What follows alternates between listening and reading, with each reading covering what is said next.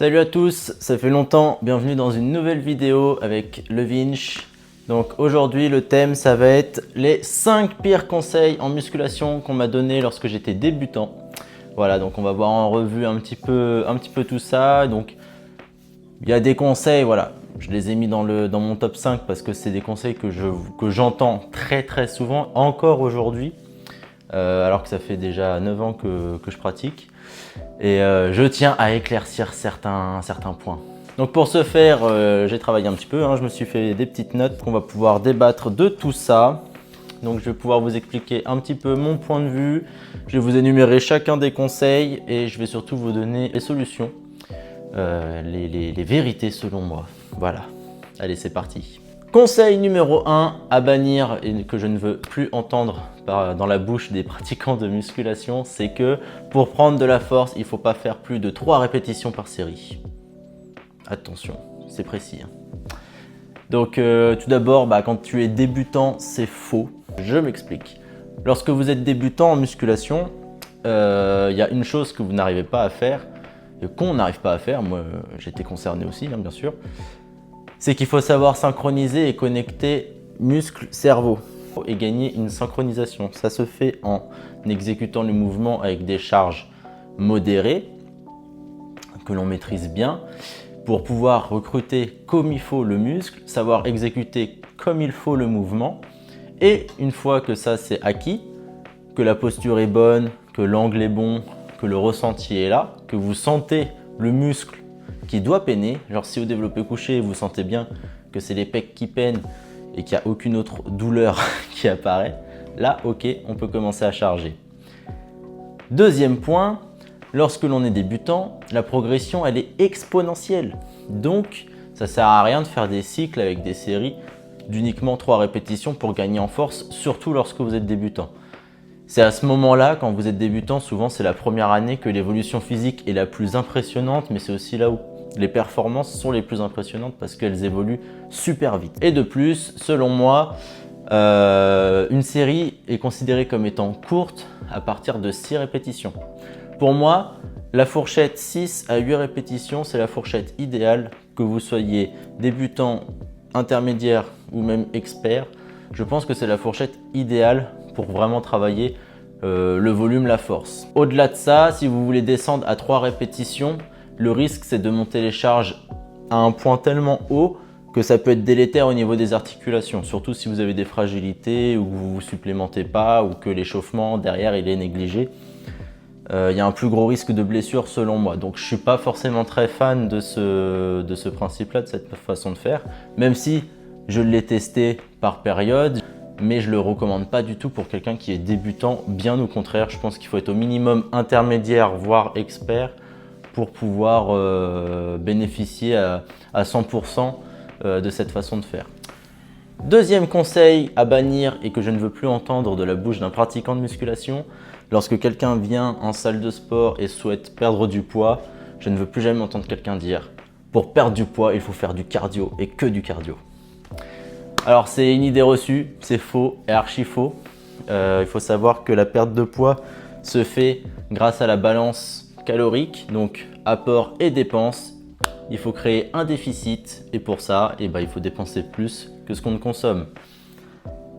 Une autre chose qui est à savoir, c'est que quelqu'un qui a un corps musclé, il a un métabolisme qui est plus élevé. Je m'explique.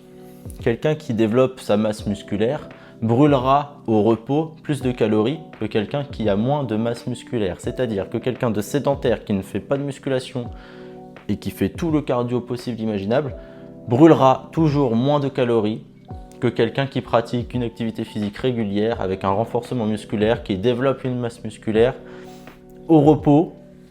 Cette personne-là brûlera toujours plus de calories que l'autre individu qui se tue au cardio tous les jours. En tout cas au repos. Deuxième chose, pratiquer du cardio à faible intensité et sur des durées assez longues, c'est-à-dire quelqu'un qui court le marathon. Si vous regardez le physique des mecs qui font le marathon, ils n'ont pas des cuisses ou ils n'ont pas une masse musculaire ultra développée, contrairement à des sprinteurs. Pourquoi? Parce que ce ne sont pas les mêmes fibres, ce ne sont pas les mêmes muscles entre guillemets qui travaillent, ce n'est pas le même type d'effort.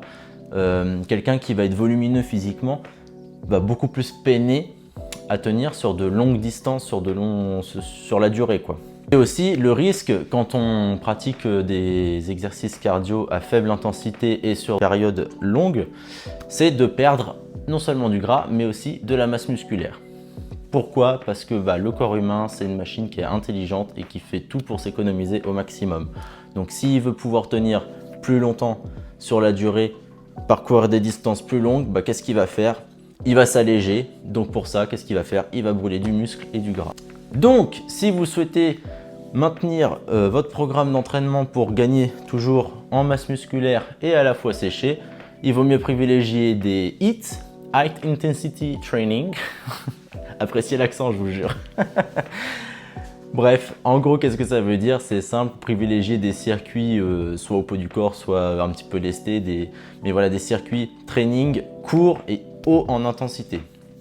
Vous allez maintenir votre masse musculaire, vous allez travailler votre système cardiovasculaire et en plus de ça, vous allez perdre du gras. C'est magique. Troisième pire conseil que j'ai entendu et que je continue d'entendre, la musculation, c'est cyclique. Prise de masse sèche. Arrêtez ça. Faites une prise de masse sèche. Faites les deux en même temps. Pourquoi passer 6 mois à s'engraisser pendant l'hiver, à manger comme de la merde, pour après se frustrer pendant 3 mois juste avant l'été et perdre tous les gains qu'on a gagnés? C'est contre-productif selon moi. C'est une perte de temps. En plus de ça, vous allez développer une grosse frustration au niveau de la diète. Tenir la diète quand vous êtes en sèche après une grosse prise de masse, ou en plus de ça, souvent, ce que je vois moi en tout cas sur les réseaux ou même dans la réalité, c'est que les gens quand ils font leur prise de masse, ils se disent bon je suis en prise de masse, vas-y je m'en fous, je veux juste faire péter les calories, et vous bouffez de la merde. Voilà. Quand on fait une prise de masse, on se dit vas-y, je vais enchaîner les tacos, les McDo, les burgers, les plats avec des sauces, etc. Et au moment de sécher, vous allez bouffer que de la salade et du saumon, ou du poulet sec et des brocolis, et vous allez être ultra frustré. C'est pas du tout sain pour l'organisme, ça développe des troubles du comportement alimentaire. Bref, c'est tout sauf sain, ni pour votre esprit, ni pour votre organisme. Donc, je ne recommande pas du tout. Ça reste que mon avis personnel, je précise, je ne suis ni coach ni diététicien. Donc voilà, je vous partage juste mon opinion sur la chose. Quatrième conseil, quoi qu'il arrive, toujours garder son dos droit. Non, non les gars, je suis désolé. Ça dépend du contexte, ça dépend de l'exercice. Je trouve que c'est prendre un peu des raccourcis, je trouve c'est un petit peu facile de dire que c'est forcément dangereux, etc. Tout dépend du contexte, tout dépend de l'exercice que vous allez exécuter. Par exemple, faire des crunchs, oui forcément, pour engager tes abdominaux, il va falloir que tu arrondisses ton dos pour pouvoir vraiment contracter au niveau des abdominaux. Autrement, tu n'y arriveras jamais. Pareil, sur un développé couché, on a tous une cambrure plus ou moins importante naturellement. Le tout, oui, effectivement, c'est de ne pas l'accentuer de trop. Mais quand vous voulez faire un transfert de force, par exemple sur un développé couché, vous avez vos pieds qui sont ancrés dans le sol, vos omoplates ancrées dans le banc, les fessiers, si possible, qui sont aussi en contact avec le banc. Mais lorsque vous allez vouloir faire une voire 2 reps de plus pour aller vraiment à l'échec, vous allez être obligé de faire un transfert de force pour ça. Et pour ce faire, il faut que vous poussiez dans vos talons, vous plaquez vos omoplates, donc forcément les fesses vont un petit peu se lever. Mais c'est pas pour ça que vous allez vous blesser. Si vous avez la bonne technique, que vous connaissez votre force et que vous connaissez le mouvement et votre corps, il n'y a aucune raison que vous vous blessiez. Le tout, c'est de savoir se connaître et connaître le mouvement. Et donc pour ça, ça dépend aussi de votre niveau, forcément.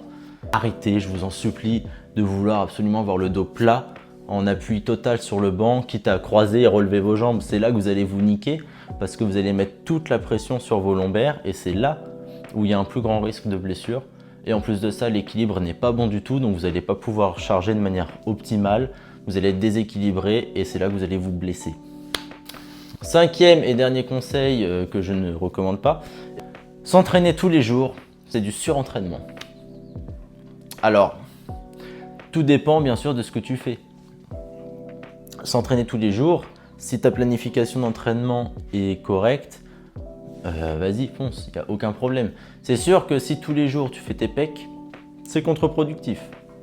Il n'y a pas de récupération, il n'y a pas d'évolution envisageable. Au contraire, tu vas faire que régresser parce que tu vas faire que casser les fibres, et tu vas pas laisser le temps à ton corps de se reconstruire. Donc ça, oui, effectivement, c'est du surentraînement, c'est contre-productif. Et encore, faut-il être à son intensité maximale pour en arriver là. Mais si tu as une bonne planification d'entraînement, tu peux t'entraîner tous les jours, il n'y a aucun souci. Tu peux faire du upper-lower 6 fois par semaine. Un jour, tu fais les pecs, enfin, tu fais le haut du corps, le lendemain, tu fais les jambes, le surlendemain, tu refais le haut du corps, le surlendemain, tu refais les jambes, etc., etc. Ou tu peux faire aussi du PPL, lundi push, mardi pull, mercredi les jambes, et vice-versa. Voire faire le mix des deux. Personnellement, c'est ce que dans ma planification, je fais. Les jambes le lundi, le haut du corps le mardi, les jambes le mercredi, push le jeudi et pull le vendredi. Je m'entraîne tous les jours de la semaine, je me garde le week-end pour me reposer et tout va bien. Sachant que à l'époque, je faisais 6 entraînements par semaine en upper-lower. C'est-à-dire que je faisais pec de bras 3 fois par semaine, jambes-épaules 3 fois par semaine. Mais forcément, vous vous doutez bien, je ne faisais pas la même séance 3 fois dans la semaine. Il y avait une journée qui était plus axée sur les pecs, une journée plus axée sur le dos et une journée où c'était kiff bourricot, si on peut dire ça, pecs, dos et bras. Pareil pour les jambes, il y avait une séance qui était plus axée sur les quadris, une autre plus axée sur les ischios et une dernière qui était vraiment plus axée sur les épaules et un petit peu plus rappel jambes. Donc, il faut savoir structurer vos séances et pour ça, il faut avoir un programme précis. Il ne faut pas vous pointer à la salle de sport sans savoir ce que vous allez faire parce que forcément, là, vous n'allez pas évoluer. Mais ça, c'est un autre débat. De plus, une chose qui compte énormément et que beaucoup ont négligé et négligent encore, ça a été mon cas et je ne suis pas encore au top du top à ce niveau-là, c'est au niveau de la récupération.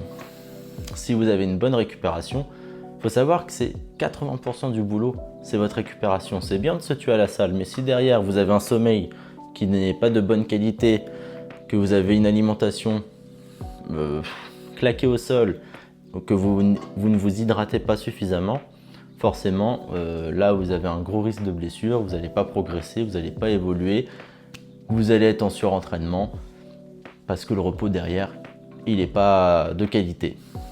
Donc, c'est tous les petits détails à côté qui comptent. Avoir un plan d'entraînement structuré et une récupération de qualité.